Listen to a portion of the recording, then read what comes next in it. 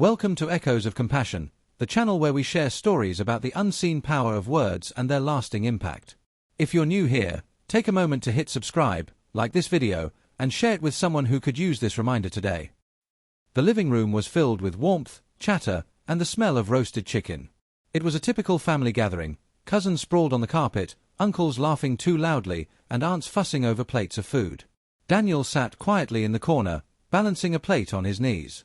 He had never been the loudest in the room. He preferred listening to the stories, watching how easily others joined the flow of conversation. For him, family gatherings were both comforting and intimidating. And then it came. The words slipped out from an older relative, spoken half in jest, half in criticism, but loud enough for everyone to hear. "Daniel, who will marry you like this?" The room went silent for a split second, then laughter bubbled up. Some shook their heads with amusement, others chuckled awkwardly, as if they had all been thinking the same thing but hadn't dared to say it. Daniel forced a smile. He lowered his gaze to his plate, pretending to be busy with his food. But inside, his chest tightened. What did they mean, like this? Was it his shy nature? His soft-spoken voice? The fact that he hadn't brought anyone home yet? He tried to brush it off, but the words dug deep.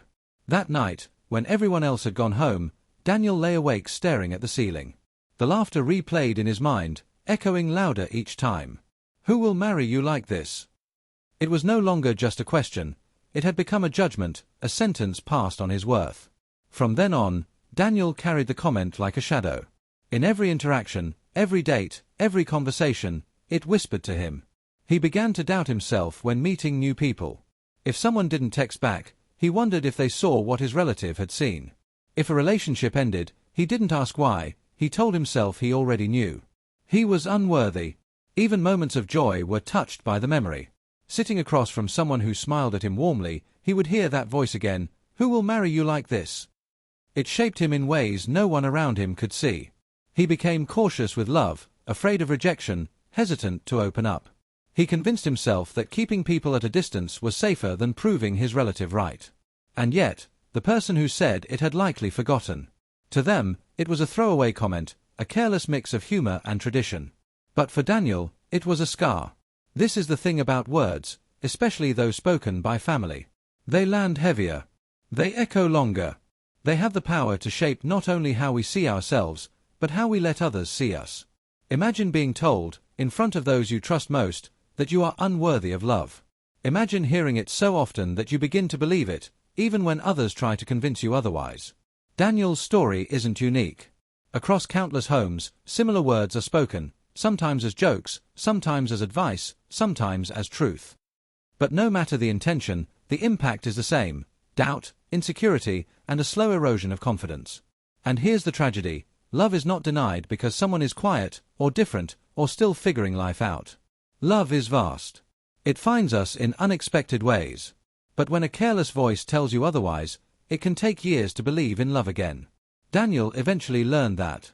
Through patience, through friendships, through therapy, he discovered that one relative's judgment did not define his worth.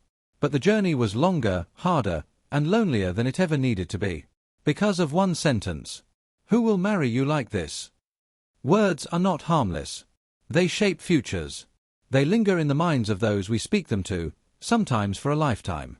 And while laughter fades and gatherings end, the echo of cruelty can follow someone into every corner of their life. So the next time you're tempted to make a joke about someone's life, choices, or worth, pause. Ask yourself, will this build them up, or tear them down? Will it make them believe in themselves, or doubt themselves? Because what we call just a joke can become someone else's lifelong burden. Thank you for watching Echoes of Compassion. If today's story moved you, please like, share, and subscribe so more people can learn the value of careful words. And let us know in the comments, have you ever carried the weight of a careless remark for years? Remember, kindness is not weakness. It is wisdom. Until next time, speak with care, because words echo longer than we imagine.